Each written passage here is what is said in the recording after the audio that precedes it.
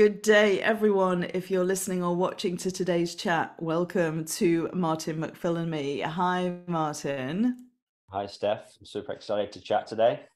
Yeah, me too, me too. And I know there's lots of other people who've been waiting for this conversation and with good reason. So I'm just going to introduce you to our audience and tell them a little bit more about you. Um, I came across Martin via Instagram. So many of my recent connections have come via Instagram, and I'm really appreciative of that because I get to access Mm. people and information that I may not otherwise ever get to see. So Martin is what I would call a breath geek or a breath nerd. I consider myself to be a little bit of that. Also very heavily invested in science. So after spending more than a decade in a clinical role as a respiratory and sleep scientist, so that gives you a clue of what we're going to be talking about today, Martin's profound insights unveiled a pivotal role of stress as a major catalyst for the numerous physical and mental health conditions that we see today. And I think this is very, very on point, by the way. This revelation fueled the inception of Performance Through Health, which is Martin's business, an initiative dedicated to bridging the gap between modern medicine and new science by educating individuals on stress physiology and breathing techniques. So in 2021, relatively recently, Martin departed from his clinical position to embark on a global journey establishing an online consultancy. And today, you are seamlessly combining this expertise with your passion for travel. Great, great way to do it, Martin. Providing guidance, mentorship, and coaching in three vital domains: breathing optimization, stress management, and sleep enhancement. So I get to hear from that introduction the very significant relevance of what you're doing in relation to what people are experiencing in this modern time. Because I believe, I mean, it's kind of commonly said that stress is one of the greatest impacts of disease in our time. And the prevalence of stress and anxiety is increasing exponentially. We saw what happened in the global pandemic to people's mental health. So let's start there, really. You obviously left your previous position relatively recently, Mm. but what was your kind of primary motivation for wanting to step away from that and go it alone?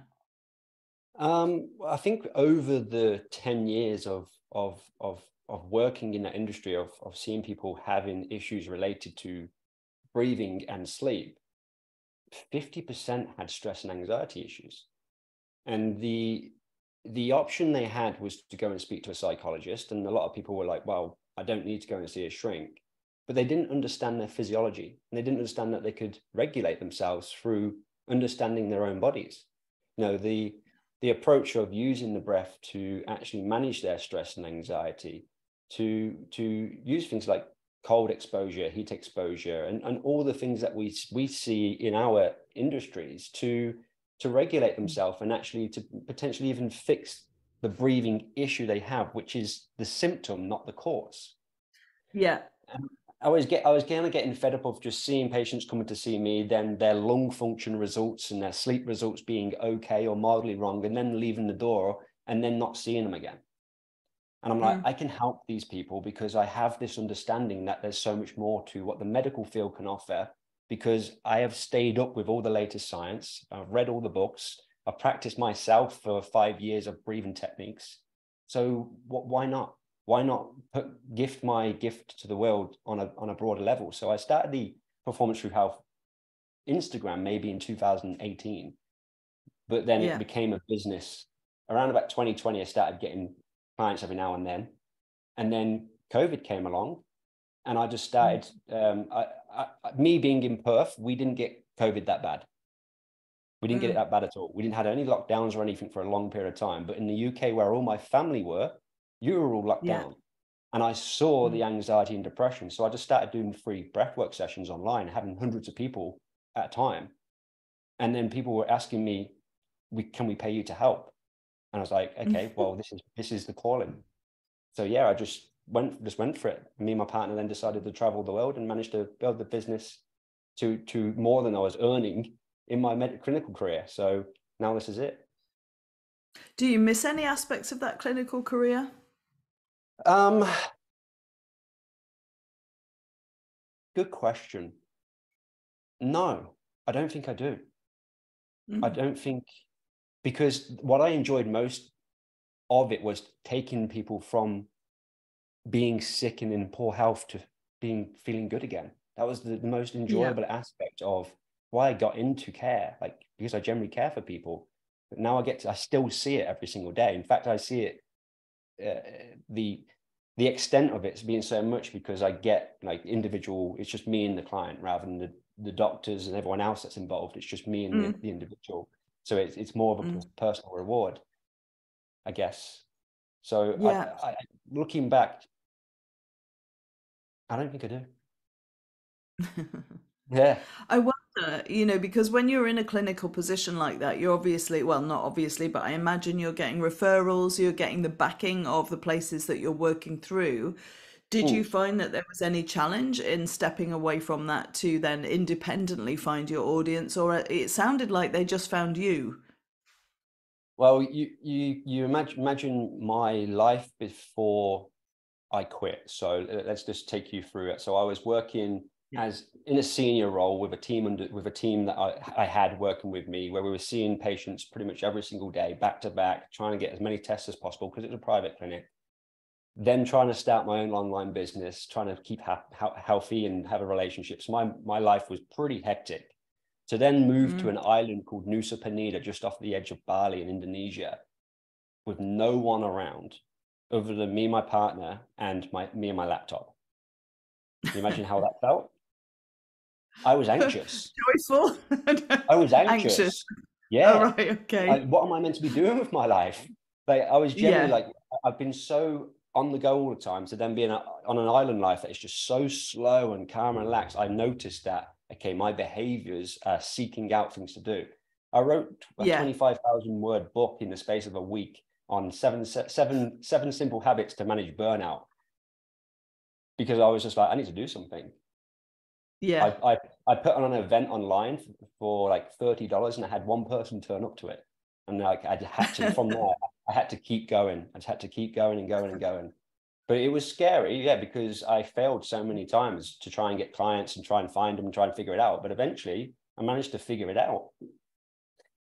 I'm really glad that you brought that in, actually, because as you know, I train students in breath work, and for a lot of them, they will get really demoralized when they have that moment of one person turning up to an event that they've Mm, organized, or mm, or small numbers, and what I say is it's similar. It's like, I was doing my online breathes for months and months and months, if not closer to the first year of doing it, where I'd maybe have anywhere between 6 and a dozen people show up. And mm, now it's regularly kind of going up towards 100 or more. And mm. and it's about perseverance and following your passion and following your heart. And you've just modeled that. So was there an adjustment period then for you in this, excuse me, in this experience of going from the habitual way of doing to Mm. the less activating way of being?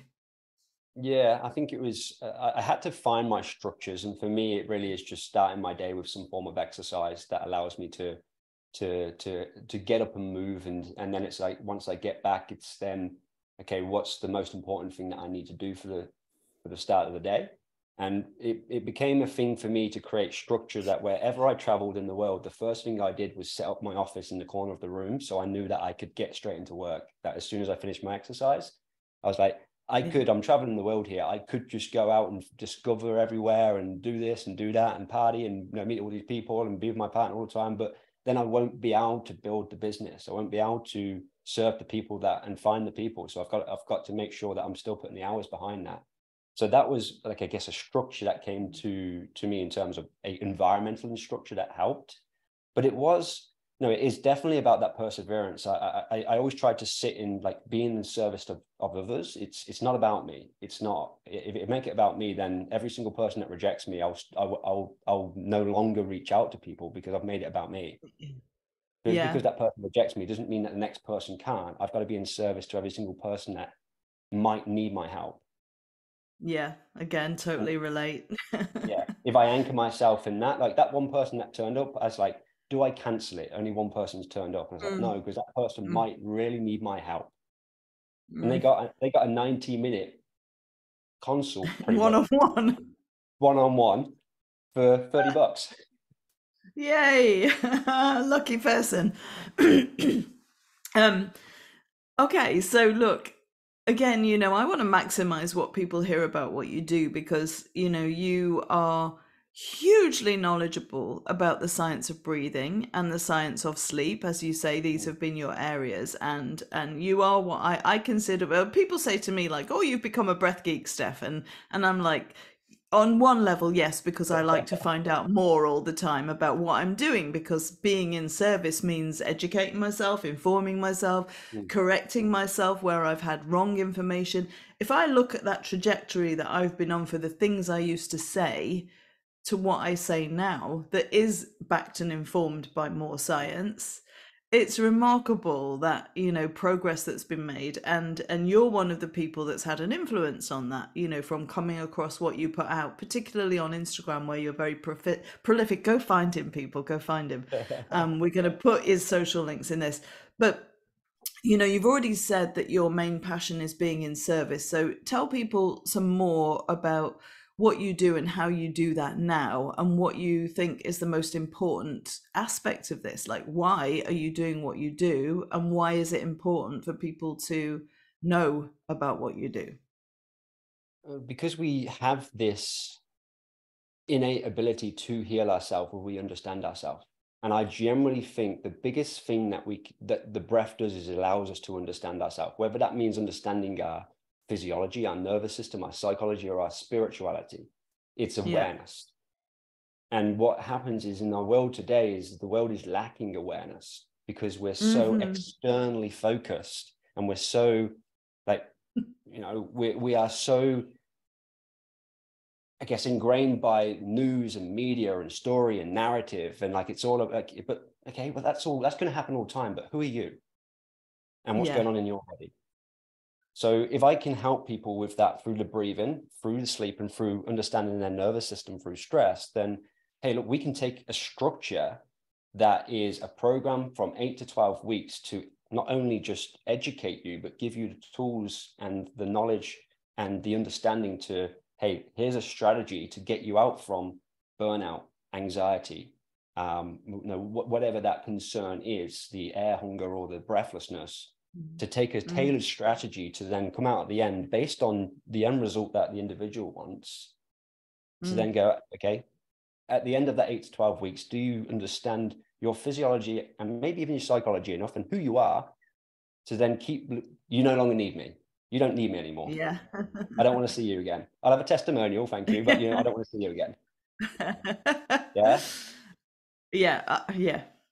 I think that's I guess summarizing abstractly what I do. I mean, we can break it down in even further in terms of, hey, look, functional breathing, nervous system regulation, stress inoculation, interoceptive awareness, maybe Yeah. even going into emotional awareness, Yeah. hot cold exposure. These are all My implemented at, favorite things. yeah, exercise, even just conversation. Sometimes I just jump on a call for 30 minutes and just listen to someone. Yeah, yeah, You yeah. know, I love what you said at the very beginning of this, that we have become accustomed to being external from ourselves. And I've mm, always said in my work as well that awareness is the first step, because until mm, something is in our awareness, then we are in that almost like puppet-like state of mm, being manipulated by what's happening. And you kind of pointed to that in your experience of your work, because other people are impacted by the fact that somebody doesn't like them, somebody doesn't like what they're doing or mm, how they're showing up. We take it terribly personally, mm, understandably so sometimes, because it's tapping into all those early messages that we have received. And so I love the fact that your work is starting to actually combine the practical, the very real impacts of poor sleep and poor breathing with the awareness of the emotional world, the mental world, what kind of thoughts we're having, what kind of messages we're giving to ourselves, what kind of awareness that we've got in the first place of do we have the opportunity to create stillness? Are we loving ourselves with the way that we speak to ourselves, which some people label as the woo woo part of the work? But Mm, for me, and this is where, you and I come together, it's that marriage of science and mysticism or consciousness that is a huge part of my work, because I think, and we're going to talk about this a little bit more and go into a little bit of devil's advocacy, let's say, but I think this is where things become cultish or dogmatic at either mm, end of the spectrum. of course. So yeah, I mean, I want to come back to, the way that you work with people. Actually, let's stay there for a moment before we go into the cult and the dogma. Yeah, yeah, Um, sure. so are people, is your work typically you're working one to one with people? Are you working in groups with people? Are you running trainings with people? Yeah, How are so people going so to find about what you do? I work one on one with people mostly, and I have built my own certification now as well. So I had Mm, maybe in the space of maybe a week or two, 5 people reach out to say, "Hey, can you mentor me in what you do?" And by the time I yeah, got to the third person, I said no to the first two. By the time I got to the third person, I was like, "Here's the calling." yeah, Right, the calling's there. So I went for it, and now I've got 27 one-on-one 6 month clients every single day, like learning yeah, from me, and it's been an amazing, beautiful experience to see not only them being so grateful to learn from me, but to hear the results they're already getting with their clients, and the yeah, like when you see someone talk about what you talk about on their social media, and you've taught them that, or they mention about a client and you've been there to support them, like it's allowed me to guess spread that message a bit further through more people. So yes, I have that yeah, certification, but I'm still working one-on-one with people. I have three different packages: one just basic breathing retraining, one that's a deeper into stress and anxiety and maybe a bit of mindset stuff, and one that's like a bit deeper into maybe even delving into more conversational talk about emotional things that have happened in your life if mm, you want to have that conversation. I get a lot of men right, who struggle to open up to other people, but they can connect with me because I'm willing to share my story of my anxiety, my depression, my concerns and worries about life, my issues with relationships. And there's a lot of men out there that struggle. So if they mm, want to connect with me like that, then I'm there to just listen and to give my experience and give them the tools mm. to be able to actually speak about the issues they're facing. That's fantastic. I mean, I've been speaking to quite a lot of really incredible men on my YouTube recently. I had Pat Divilly, and I had I was talking with David Chambers this week, the Authentic Man, and these are men who are doing great work. Not only with men, but in particular are naming this piece that you're talking about. And I can really imagine that you're somebody that people could talk to because you've just got this like open, steady persona about you that feels to me not egoic, and that Mm, it's like, oh, we need to find those places where people can open up and connect with others who might have had similar and different experiences, but who are able to just do that listening piece and be present to another person's mm, story. I know in my work, a lot of people will say, "Oh, I feel like I can tell you anything, Steph, because you're real. You're not pretending that you never have mm, struggles. You're not pretending that you don't get impacted, that your inner child doesn't get activated, that you don't feel vulnerable, or that you've got." I don't even use the word shadow particularly anymore, mm, because it's like these are parts of ourselves that need our attention for compassion, love, and healing, so that we can go, yeah, I didn't choose that experience. But mm, how is it impacting me now? And again, that's where it comes into your work. It's like, mm. how are you going to bring in the human part to the science part, to the physiological part? So, Yeah, I mean, congratulations on growing your thank business. you. That's exciting to hear. I will be sending people your way for sure, for sure, for sure.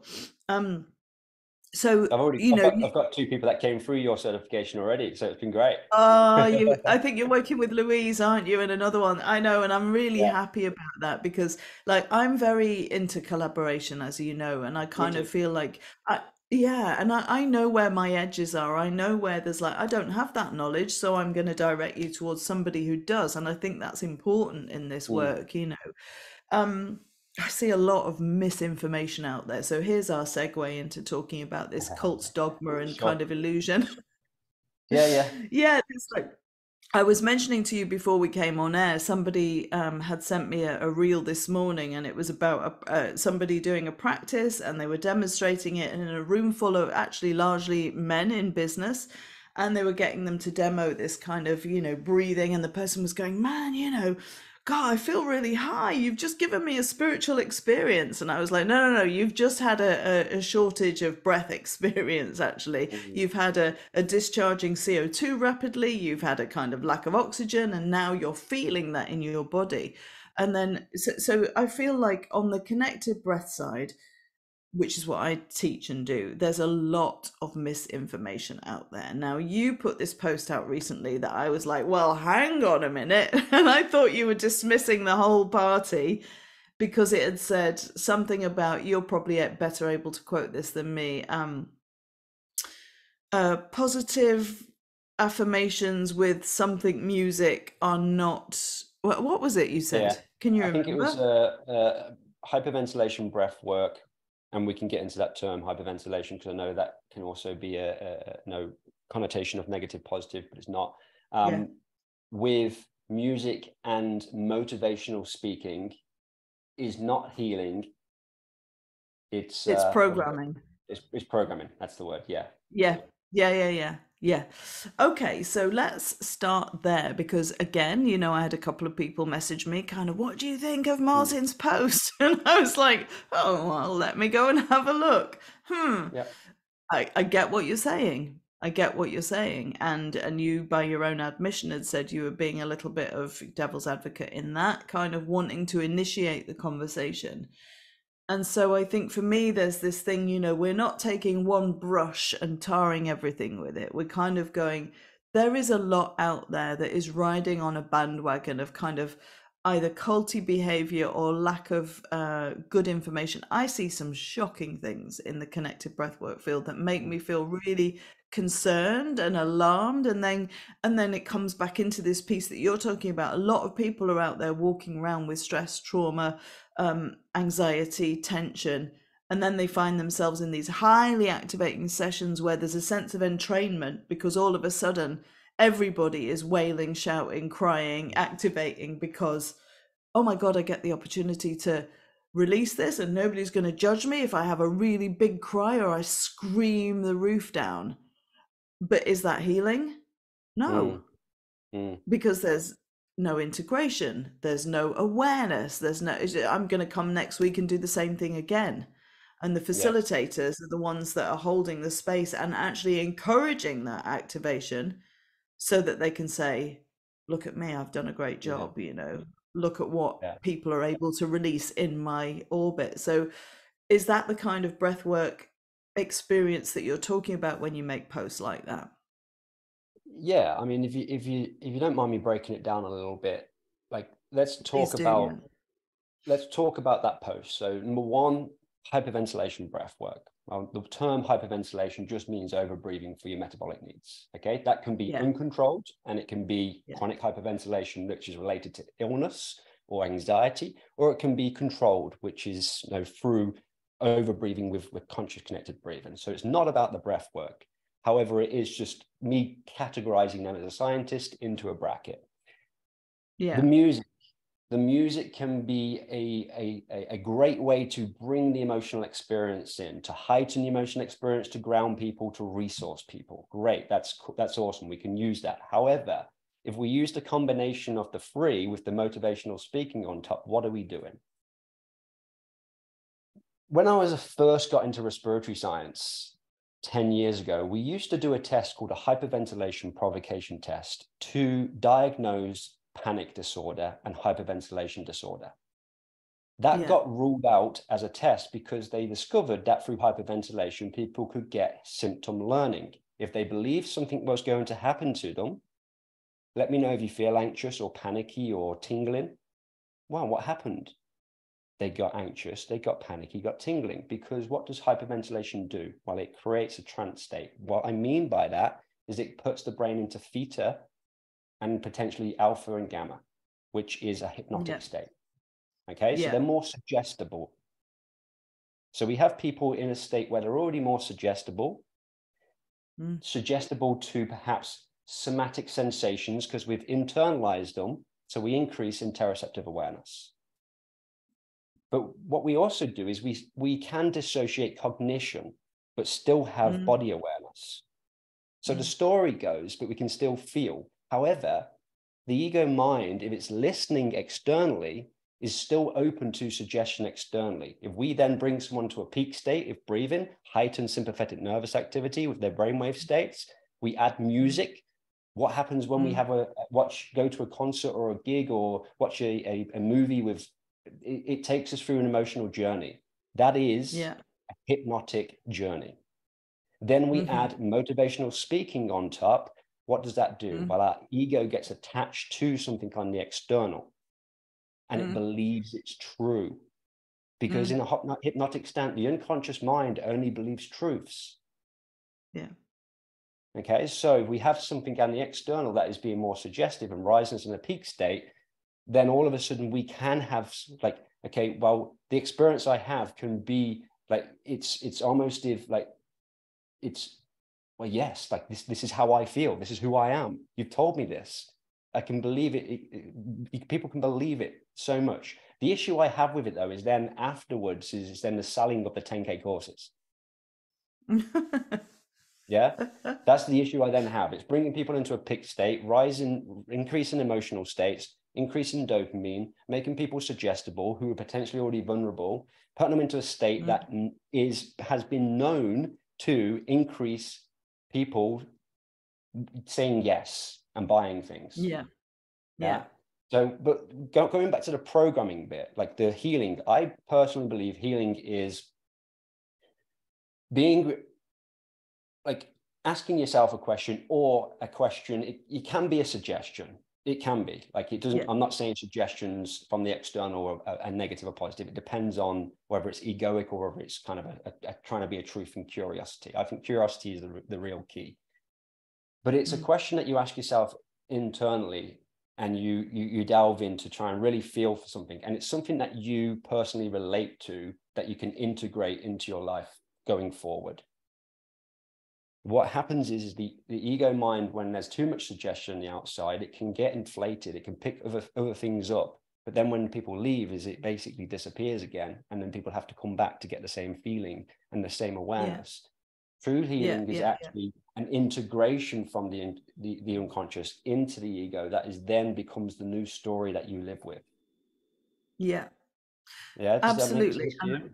it does make sense. And as I was listening, I was kind of going, yeah, I'm curious about your statement about the ego will, or the unconscious mind will only hear a truth, because it's like, oh, okay, that's an interesting concept, kind of, because most of us have been programmed with untruths, as in, when we're healing the inner child, and when we've had these messages coming in all the time about you're stupid, you can't do this, you'll never be good enough, blah blah blah blah blah blah.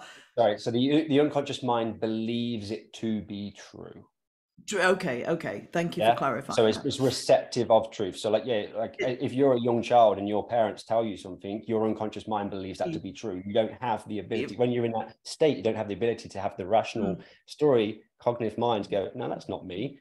Similarly, when you're under a hypnotic trance, potentially, you don't have that yeah. cognitive mind your ego mind is essentially, it's like your guard of it's your prefrontal cortex. It's your guard of I was of just your gonna say, yeah, unconscious. yeah, You open that yeah, up and you're more receptive. It's like you're making yeah, yourself more vulnerable potentially. yeah, yeah, So yeah. that's So, it's super important to so have, a facilitator who's grounded and who is in it for the right reasons. yeah, thank you. And I agree, because what I was going to say there was, as I listened to that, we all know that there can be great value in hypnosis. You look at NLP, you look at all these Mm, practices where people mm, are for reprogramming sure. those Yeah. distortions in their thinking. And I agree with you. Yes, of course, if you're changing somebody's physiological state, if you're changing their brainwaves, if you're using that music, and I often find that I enjoy that and I need that. And you made that reference to a gig, and it's like I'm lying down and all I'm doing is being with my breath, right? I don't have Yeah. to go outside of myself. I don't have to ingest anything. I don't have to give my authority away to somebody else. I can just be with my breath. Oh, I love a great tune, brilliant. And depending on what the person is saying or how they're using language and whether or not, they're cognition, they're aware, let's use that word, of the power of those words and what it is they're saying, I can see why you'd have an objection then to, somebody kind of misusing that as a sales Mm. package. And we don't just see it in breath work, we see that in tons of fields of work NLP all over the everywhere. world. Anyone that yeah, it's that's what sales is. Anywhere. Yeah. Yeah, yeah. So I think, this piece, again, where we meet is bringing it back down to kind of the knowledge, the humanity, and also inviting in this aspect of what we don't know. We can't know everything of the brain mind. It's like the heart of my training and practice in shamanism. And when you look at indigenous cultures and their relationship with nature and their relationship with what we might call the great mystery, for me it's the height of arrogance to think that we can understand everything from this Mm. prefrontal cortex part of our brains. And it's like, I'm going to remain open, I'm going to remain curious. I love that you brought in that word Yeah. curiosity, and I'm going to also marry that with informing myself. Mm. So we do see these cults within breath work. Either way, we either can see the cult of science or we can see the cult of the esoteric kind of people creating themselves as gurus, Mm. and as soon as people start following you and investing in you, yeah, it gives you a little stroke. Somebody's liked my page, somebody likes my work, somebody likes what I'm saying.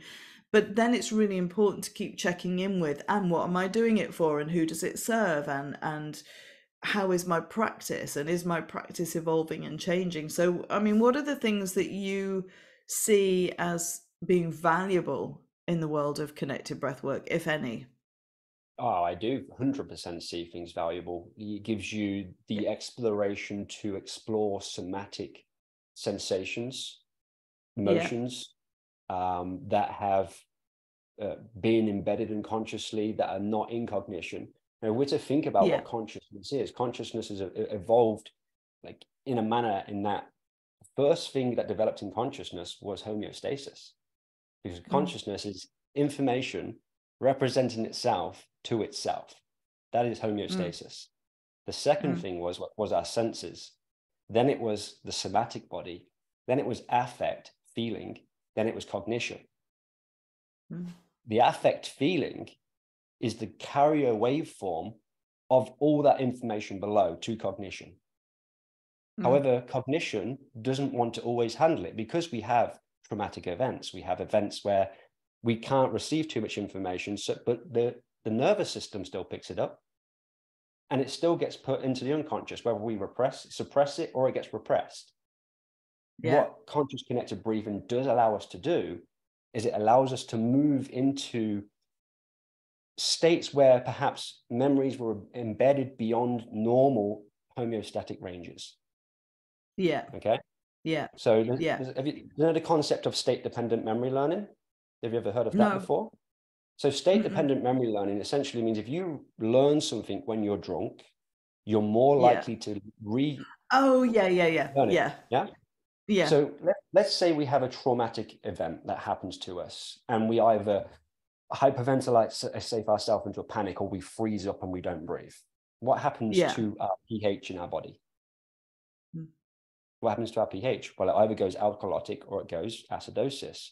What happens if Yeah. we learn that event that happened in a state where our physiology is beyond normal pH ranges, and we come back to Yeah. normal when we're in day-to-day normal pH ranges? We're unable to recall that memory and that association because we're not in that state. So what conscious connected breathing allows us to do is to reactivate or Mm. enter states where our physiology is similar to Mm. states that might have repressed memories. Yeah. They don't come up as stories, they come up as patterns or emotions or feeling, affect, but then we Yeah. can Well, examine I and think work we out. assign the story to them because that's what human Yes. beings do, because Yeah, yeah, memory is a kind of yeah, strange friend, yeah. It's something that, two people can have had the same experience in the same moment in a conversation and come Mm, away with a completely different perception of that experience. So, yeah. and and our awareness as we change and evolve is going to impact our sense of what that memory meant. mm, But I love how you phrase that, because, after just completing my oxygen advantage training, which I loved, and which kind of, it's not that that's what I want to go out and do in the world particularly, but I wanted to inform myself more.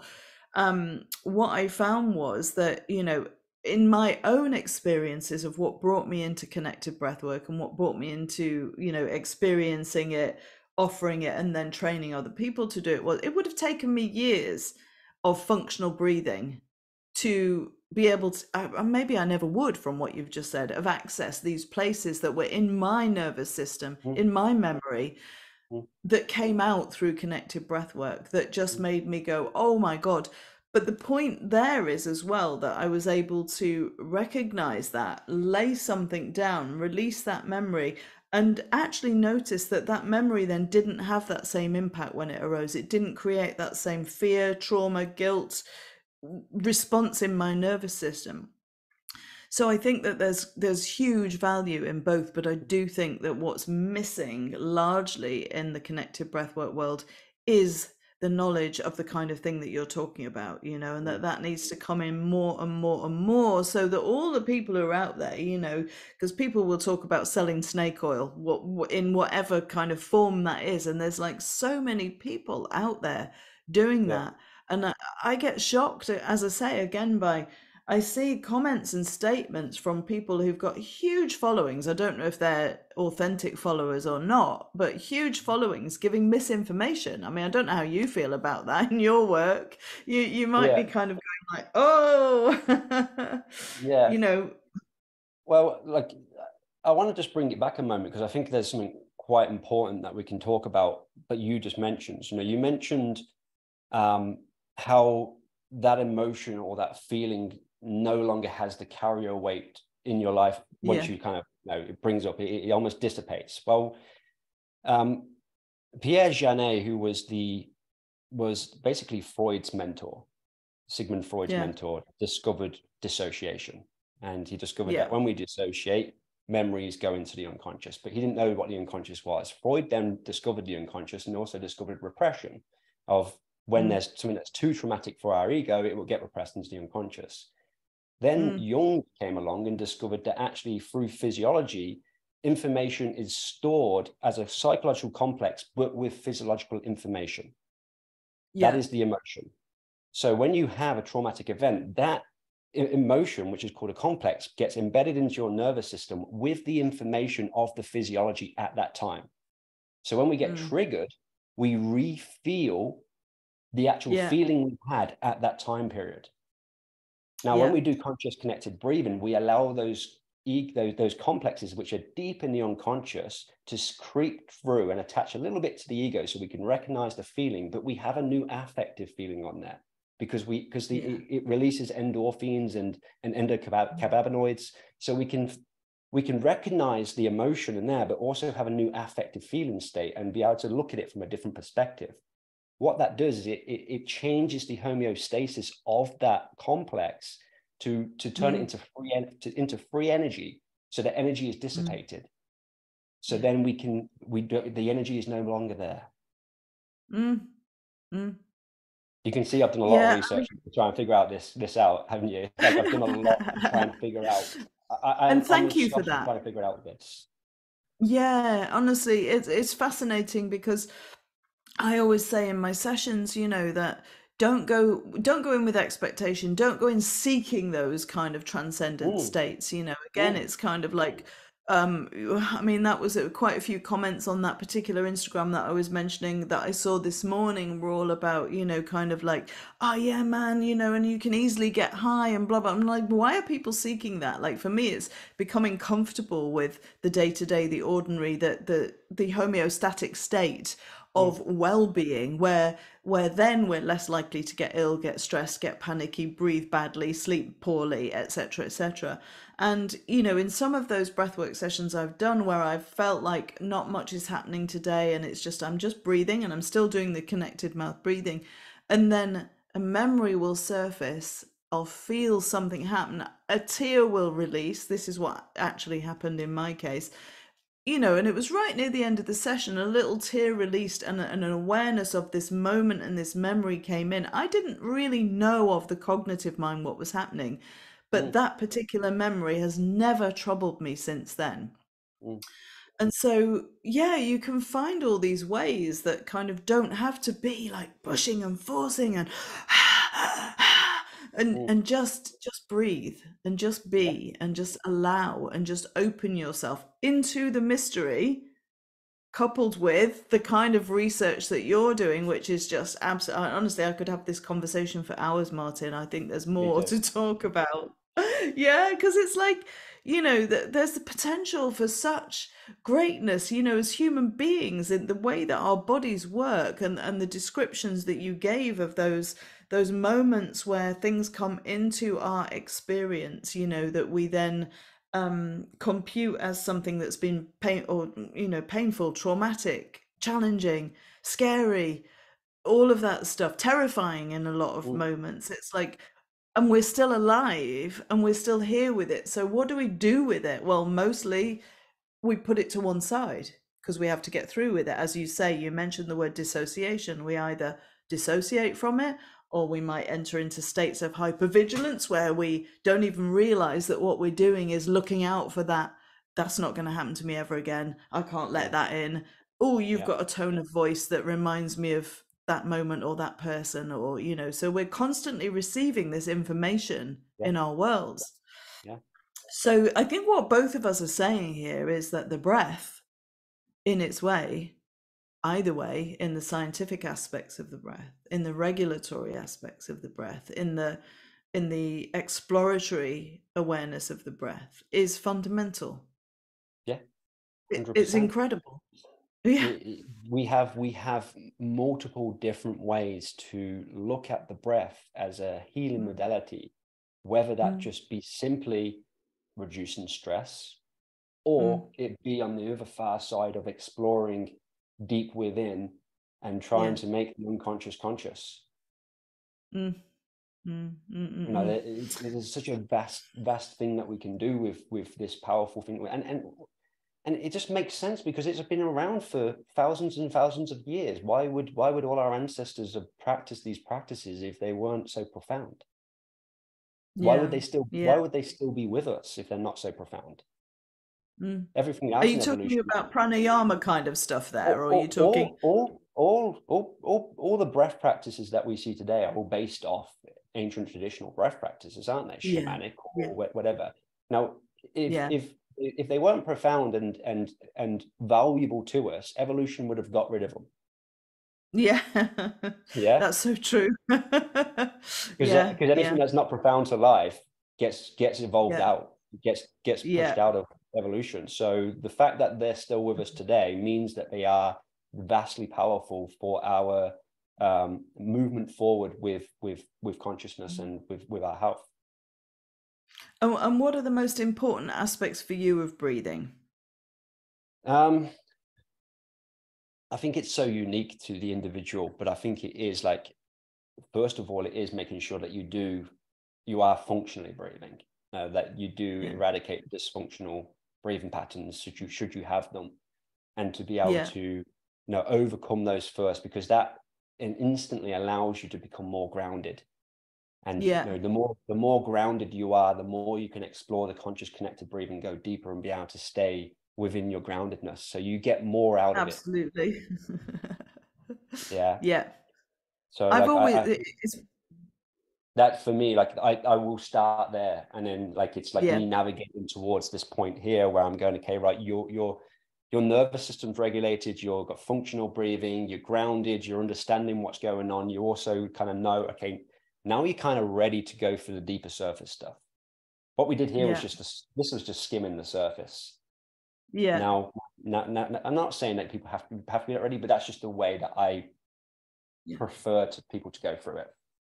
Yeah, and it's not for everyone, it's like conscious connected breathwork isn't for everyone. There'll be No? people for whom the concept of, their memories being stored in their cellular makeup, in their Mm, tissues, the body mm, keeps the score, being one of those mm, books, is completely alien to them. And mm, maybe it's a good thing that they're not available to open up to that stuff just yet, because like 100%. you say, you can open up far too much too soon. We talked about psychosis a little bit Mm, before we came yeah, online. let's yeah, let's go into that for a moment briefly. you know yeah. i've had I've just been updating our course content and really digging into the contraindications a little bit more, because we work with a waiver. We've got all these things that this connected breath work is not suitable for people with in relationship with these particular conditions or who are living this experience. But then facilitators and breathers will understandably say, why not? So it's like, well, I just don't want to be that person who can't answer that question. Mm. So why might um, people with psychosis and people with extreme mental health conditions or untreated PTSD Mhm. not be suitable for some of this connected breathing practice? That's on the more vast part Yeah, of the yeah. spectrum. Well, the ego mind only has a limited bandwidth of information it can carry. That's why we have Yeah, memory. That's why we have an unconscious mind. The yeah, unconscious mind is infinite collective information. Okay. mm, So there's a lot in there. mm, However, if too much information comes from the unconscious mind and gets pushed through into the ego mind, the homeostatic balance between the conscious and the unconscious mind, which is just a mirror reflection but more information below, that yeah, that homeostatic balance gets shattered and fragmented. yeah, Then the ego mm, mind itself gets fragmented, and then yeah, the ego mind can't understand which story is true and which story is not true. right, It can't make sense of the information it's receiving, because the ego mind can only make sense of 7 plus or minus 2 pieces of information at one time. The rest of it goes into the right, unconscious. Yeah. So then all right, of a sudden, if all this unconscious information comes through, then yeah, the bandwidth of that ego becomes fragmented, and it just basically, it's like it explodes. The conscious mind explodes, and that's what causes the psychosis. yeah. Yeah. So So interesting, so so people interesting. so people with PTSD, people with like on the edge of neurosis, of being on the edge of like too anxious, and then psychosis, they're Yeah, already having a bit of fragmentation occurring in that ego mind, because there's already some issues with the homeostatic balance between the ego and the unconscious. yeah, Jung called it the psychoid bound, and that is like protecting us essentially. mm, And when that something comes mm, smashing through, like I've heard of a young lad, 16 years old, took an edible of cannabis during the mm, trip, discovered that he was homosexual. His ego wasn't ready and prepared for that. He spent mm, 12 weeks in mental hospital because he learned something about himself he just wasn't prepared for, because his ego wasn't ready yeah, for it. Now that can yeah, happen obviously with conscious yeah, connected breathing, plus or minus if you're taking edibles, cannabis, and psychedelics and stuff like mm, that with that on top. mm, Too much mm, information can come through in one go. If your ego is not mm. stable and doesn't have enough strength, because either you're not mature enough or your brain's already kind of bit, your mind's still a bit fragile from something, then Yeah. we can have serious conflict issues arise. Thank you again for bringing that in, because I hear people and people send me reels, and students sometimes ask about, maybe they enjoy on a personal level working with microdosing and various substances. Maybe Mm, they enjoy having, a little bit of cannabis that they're ingesting, and they want to combine it with breath work. And I'll be saying, look, the this unconscious mind and these things that you're talking about are so powerful that it's like we're already creating huge change just by connected breath work. We've mm, already got these contraindications in there. Well, one, you're probably not insured in your practice for starting to bring in psychedelics yeah. and microdosing. Be aware of that. And yes, there are people who are skeptical and cynical about insurance and all that. But hey, speaking for myself, I don't want to be responsible for putting somebody into a state where they feel that they can no longer make sense of reality, or that their mental health is permanently damaged, or even not permanently but Mm, significantly impacted as a result of a session that I've done, because it can already be that if you've got a facilitator who isn't grounded, knowledge based, etc., etc. So thank you for bringing that in, because I think it does speak to the power of the unconscious mind, the conscious mm, mind, and where they meet, and I got this visual when you were talking of literally like the iceberg, that yeah. you've got Yeah. this tip that you can see and Yeah. this huge amount of information, And there's a reason that that's not there all the time firing us. We'd Mm. probably all be in madness Yeah, we if would. we were processing. Yeah, yeah. I think I want So to leave with a quote from Carl Jung. yeah. Beware, be aware of unearned wisdom. Mm, Yeah. mm, If we're mm. receiving information we haven't earned, we're not ready for, Yeah. it might not be the time. Okay, so it feels like we're coming to a kind of natural place of closure, and I'm really grateful because the thing that I really take from this conversation that's actually touched my heart greatly, Martin, is your recognition and information-based knowledge of what can happen in connected breath work that can be both helpful and useful, and also the aspects of it that are less helpful and useful. And the science-based information that we really, really need to be aware of, the knowledge of the body, the knowledge of consciousness, the knowledge of the physiology, and the day-to-day impacts of the dysregulated breathing, dysregulated sleep, stress, anxiety, tension. And in there's this beautiful meeting point that I think, we come full circle back to what we talked about at the beginning, where why are we doing this? Why are we doing this work? Why are you doing it? Why am I doing it? What do I believe in? And yeah, it's been a delight to explore the meeting point of these different aspects of practice. No, it has. It's been very enjoyable, Steph. But I've loved the curiosity and the openness to have a conversation like we just have. You know, Yeah. people might look at my regular content and come to this conversation and go, "I did not expect that."